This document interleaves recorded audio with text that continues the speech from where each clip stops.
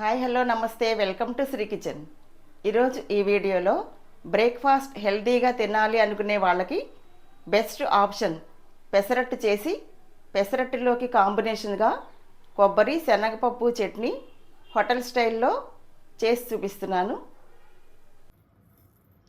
పెసలు అంటే మనందరికీ తెలుసు కదా, ఈ రకంగా ఉంటాయి. ఇలా గ్రీన్ కలర్లో ఉంటాయి. 10 అవర్స్ పెసలు నానబెట్టాను నీళ్ళల్లో. ఇప్పుడు ఇలా ఒక జల్లెడ బేసన తీసుకుని ఒక శుభ్రమైన క్లాత్ ఏదైనా తీసుకుని మొలకలు తెప్పించే ప్రాసెస్ చేస్తున్నాను అనమాట. ఇప్పుడు నీళ్ళల్లోంచి తీసేసి పెసలు ఇలా ఒక శుభ్రమైన క్లాత్లో వేసి మూట కట్టి నెక్స్ట్ డేకి ఓపెన్ చేస్తే పెసలు మొలకలు వచ్చి ఉంటాయి. 10 అవర్స్ నానబెట్టిన పెసలు ఇలా ఒక శుభ్రమైన క్లాత్లో వేసేసి మూట కట్టాలి. ఇలా మూట కట్టడం వల్ల మొలకలు వస్తాయండి నెక్స్ట్ డేకి. 10 అవర్స్ పాటు నీళ్ళల్లో నానబెట్టిన పెసలు నీళ్ళల్లోంచి తీసేసి ఇలా మూట కట్టాను. ఇలా మూట కట్టి నెక్స్ట్ డేకి ఓపెన్ చేస్తే పెసలన్నీ మొలకలు వచ్చి ఉంటాయి. ఇలా మొలకలు వచ్చిన పెసలతో పిండి రుబ్బుకుని పెసరట్టు వేసుకోవచ్చు. ఇప్పుడు ఒక 24 అవర్స్ నెక్స్ట్ డే వరకు ఇలా పక్కన పెట్టేసి మూత పెట్టి పక్కన పెట్టేస్తున్నాను. 2 స్పూన్స్ బియ్యం ఒక 3 అవర్స్ పాటు నీళ్ళల్లో నానబెట్టి పక్కన పెడుతున్నాను. నెక్స్ట్ డే మూట విప్పి చూస్తున్నాను. ఇంకా చూసారా ఎంత చక్కగా మొలకలు వచ్చాయో.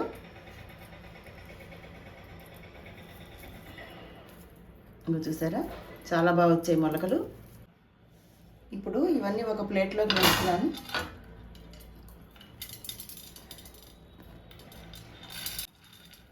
ఈ రకంగా పెసలు మొలకలు వచ్చాయి కదా, ఈ మొలకలు వచ్చిన పెసలతో ఇప్పుడు పెసరట్లు వేసుకోవాలి మనం. ఇలా మొలకలు తెప్పించి పెసరట్లు వేసుకోవటం వల్ల హెల్త్ బెనిఫిట్స్ డబుల్ అవుతాయండి. ప్రోటీన్ కంటెంట్ కూడా పెరుగుతుంది. ఇంకా చూసారా ఒక 2 ఇంచెస్ వరకు ఉన్నాయండి మొలకలు. మొలక పొడవు 2 ఇంచెస్ వరకు వచ్చాయి. అంతేకాకుండా ఇలా మొలకలు వచ్చిన పెసలతోటి పెసరట్లు వేసుకోవటం వల్ల ఇండైజేషన్ ప్రాబ్లం ఉండదండి. గ్యాస్ట్రిక్ ప్రాబ్లమ్స్, ఎసిడిటీ అటువంటివి ఏమి ఉండవు. ఈజీగా డైజెషన్ అవుతుంది. ఎవరు తిన్నా కూడా ఏమీ ప్రాబ్లం ఉండదు. చిన్నపిల్లలు తిన్నా పెద్దవాళ్ళు తిన్నా కూడా. డైరెక్ట్గా పెసలు అనుకోండి కొంతమందికి పడకపోవచ్చు. ఇలా మొలక తెప్పించి పెసరట్లు వేసుకోవటం వల్ల పడదు అనే డౌట్ ఉండదు. ఇప్పుడు ఇవన్నీ మిక్సీ జార్లో వేసి పెసరట్లు వేసుకోవడానికి పిండి గ్రైండ్ చేస్తున్నాను. ఇలా మొలకలు వచ్చిన పెసలు మిక్సీ జార్లో వేసి గ్రైండ్ చేయాలి. ఇవి ఒక 200 గ్రామ్స్ పెసలండి. ఒక 7-8 కారాన్ని బట్టి పచ్చిమిర్చి వేస్తున్నాను. ఒక 1 ఇంచ్ అల్లం ముక్క, ఒక స్పూన్ జీలకర్ర. జీలకర్ర వేయటం వల్ల డైజెషన్కి ప్రాబ్లం ఉండదు. అలాగే 2 స్పూన్స్ బియ్యం నానబెట్టాను కదా 3 అవర్స్ పాటు, బియ్యం కూడా వేస్తున్నాను నీళ్ళల్లోంచి తీసేసి. రుచికి సరిపడా సాల్ట్, గ్రైండ్ చేయడానికి సరిపడా వాటర్. ఇప్పుడు ఈ మిశ్రమాన్ని అంతా గ్రైండ్ చేస్తున్నాను. 80% గ్రైండ్ అయితే సరిపోతుందండి. అవసరమైతే కొంచెం వాటర్ యాడ్ చేసుకోవచ్చు. ఈ కన్సిస్టెన్సీలో పెసరట్టు వేయడానికి సరిపడా కన్సిస్టెన్సీ మనం అడ్జస్ట్ చేసుకోవాలి. అవసరమైతే సాల్ట్ చెక్ చేసుకుని సాల్ట్ వేసుకోవచ్చు. ఇప్పుడు పెసరట్లు వేసుకోవటానికి పిండి రెడీ అయింది. ఇప్పుడు హోటల్ స్టైల్ కొబ్బరి చట్నీ చేసుకుందాం. ముందుగా కట్ చేసిన కొబ్బరి ముక్కలు నీళ్ళలో శుభ్రంగా కడిగేసి మిక్సీ జార్లో వేసాను. ఈ మాత్రం గుల్ల శనగపప్పు ఒక కప్పు గుల్ల శనగపప్పు, పుట్నాల పప్పు అంటారు కదా. ఇప్పుడు స్టవ్ ఆన్ చేసి ప్యాన్ పెట్టుకుని ప్యాన్ వేడెక్కాక ఒక 2 స్పూన్స్ ఆయిల్ వేసి, ఆయిల్ వేడెక్కాక ముందుగా 1/2 స్పూన్ జీలకర్ర, 5-6 పచ్చిమిర్చి కట్ చేశాను. కట్ చేసి వేసుకుంటే బెటర్ అండి, ఎందుకంటే ఒకసారి పేలుతాయి. అలాగే 2 చిన్న అల్లం ముక్కలు, పచ్చి వెల్లుల్లి రెబ్బలు 2 వేస్తున్నాను. మీరు వద్దనుకుంటే స్కిప్ చేసేయవచ్చు. కొద్దిగా వేగనివ్వాలి. పచ్చివాసన పోయేటట్టుగా వేగితే సరిపోతుంది.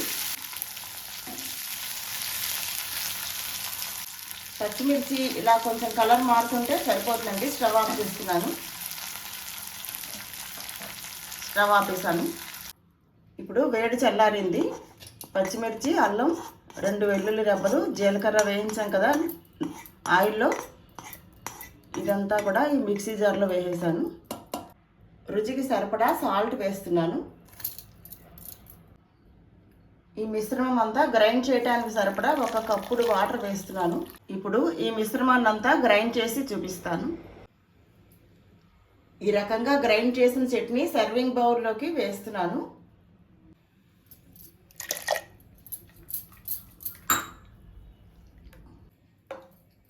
ఇప్పుడు ఈ కొబ్బరి చట్నీకి పోపు పెట్టుకోవాలి.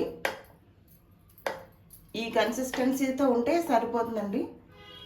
ఇప్పుడు కొబ్బరి చట్నీలోకి పోపు రెడీ చేయడానికి స్టవ్ ఆన్ చేసి ప్యాన్ పెట్టుకుని 2 స్పూన్స్ ఆయిల్ వేసుకుని, ఆయిల్ వేడెక్కాక 1/2 స్పూన్ ఆవాలు, కొద్దిగా మినపప్పు, కొంచెం పచ్చిశనగపప్పు, ఆవాలు వేసాను కదా, ఎర్రమిరపకాయ, 1/2 స్పూన్ జీలకర్ర, చిటపట్లు ఆడుతున్నాయి. పోపు వేగింది.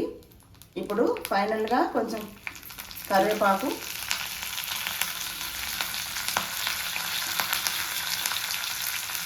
స్టవ్ ఆపేసాను. ఈ హోటల్ స్టైల్ కొబ్బరి చట్నీ చాలా టేస్టీగా ఉంటుందండి, చాలా రుచిగా ఉంటుంది.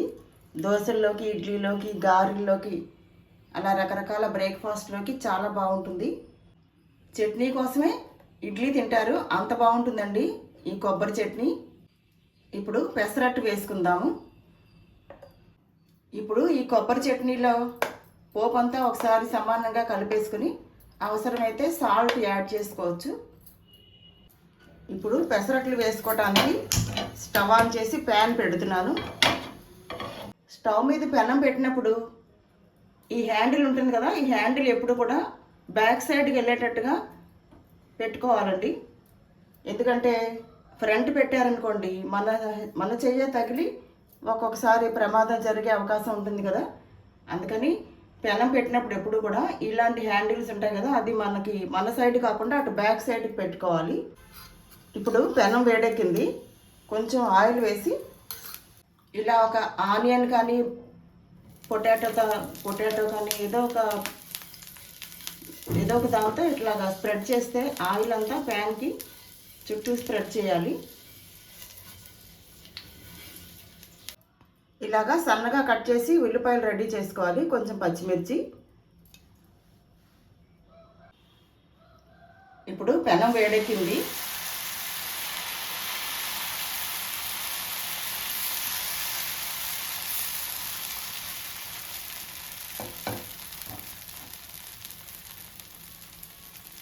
పిండి వేసేటప్పుడు స్టవ్ లో ఫ్లేమ్లో పెట్టుకోవాలండి. పిండి వేసేయటం అయిపోయాక, పెసరట్టు వేసాక అప్పుడు ఫ్లేమ్ హై ఫ్లేమ్లో పెట్టుకోవచ్చు, లేదంటే మీడియం ఫ్లేమ్ అయితే బెటర్. ముందుగా కట్ చేసి పెట్టుకున్నాం కదా, సన్నగా కట్ చేసిన ఉల్లిపాయ ముక్కలు, కొంచెం పచ్చిమిర్చి. ఆల్రెడీ పచ్చిమిర్చి, అల్లం, జీలకర్ర అన్నీ గ్రైండ్ చేసాం అనుకోండి, ఎక్స్ట్రా కారం కావాలనుకునే వాళ్ళు పైన వేసుకోవచ్చు.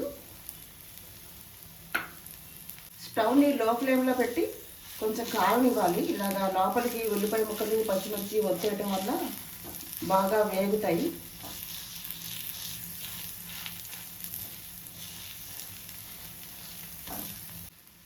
పెసరట్టుకి చుట్టూ అంచుల దగ్గర కలర్ మారుతుంది కదండి, అలా కలర్ మారుతుంటే కాలినట్టుగా తెలుసుకుని మనం రివర్స్ చేసుకోవచ్చు, లేదంటే అలా కూడా సరిపోతుంది.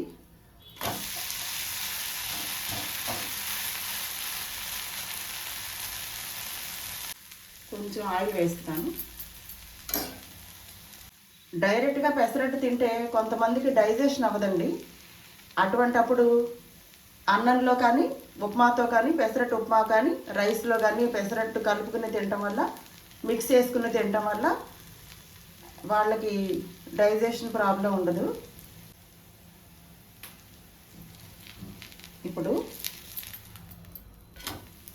చూసారా అది చక్కగా కాలిందో పెసరట్టు. ఇలా ఒక ప్లేట్లోకి, సర్వింగ్ ప్లేట్లోకి తీసేసుకోవచ్చు.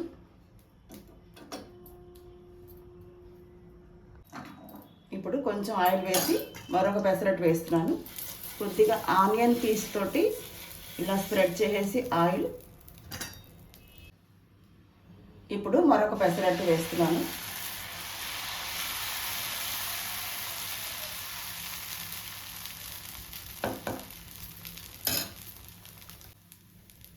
వేసేటప్పుడు స్టవ్ని లో ఫ్లేమ్లో పెట్టుకుంటే, వేయటం అయిపోయాక స్టవ్ని మీడియం ఫ్లేమ్లోకి మార్చుకుంటే బెటర్. కొంచెం ఉల్లిపాయ ముక్కలు, జీలకర్ర, అల్లం, పచ్చిమిర్చి అవసరం కావాలనుకుంటే క్యారెట్ కూడా తురిమేసుకుని వేసుకోవచ్చు, మీ ఇంట్రెస్ట్ని బట్టి.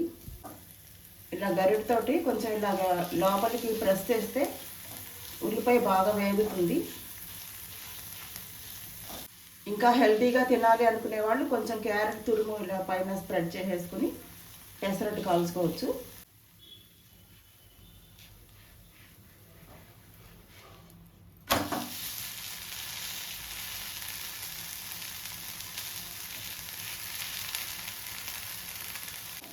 కొంచెం ఆయిల్ వేస్తున్నాను.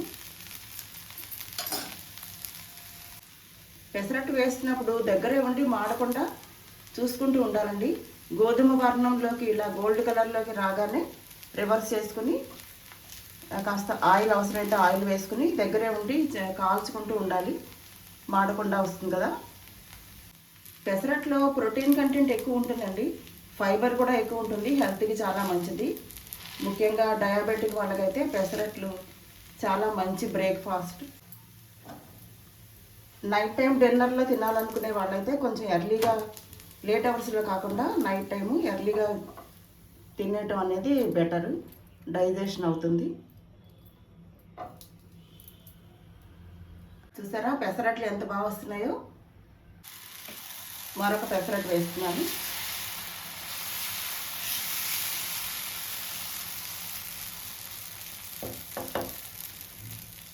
కొంచెం ఆయిల్ వేసి కొంచెం ఉల్లిపాయ ముక్కలు, అలాగే పచ్చిమిర్చి, కావాలంటే జీలకర్ర, సన్నగా కట్ చేసిన అల్లం అన్నీ వేసుకోవచ్చండి. ఆల్రెడీ నేను గ్రైండ్ చేసినప్పుడు వేసాను కాబట్టి అవసరమైతే వేసుకోవచ్చు.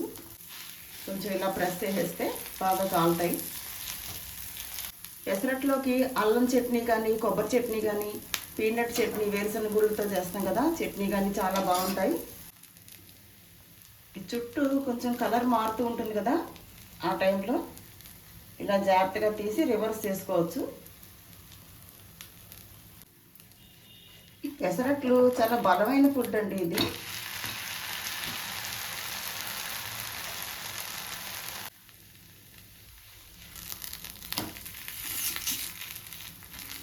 ఇప్పుడు ఇలా సర్వింగ్ ప్లేట్లోకి తీసేస్తున్నాను.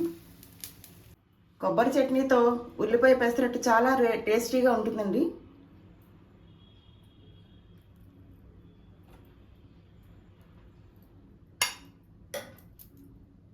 చట్నీ చాలా టేస్టీగా ఉంటుందండి. పెసరట్టు కన్నా కూడా ఈ చట్నీకే ఎక్కువ ఇష్టపడి చట్నీనే ఎక్కువ కూడా తినేస్తూ ఉంటారు.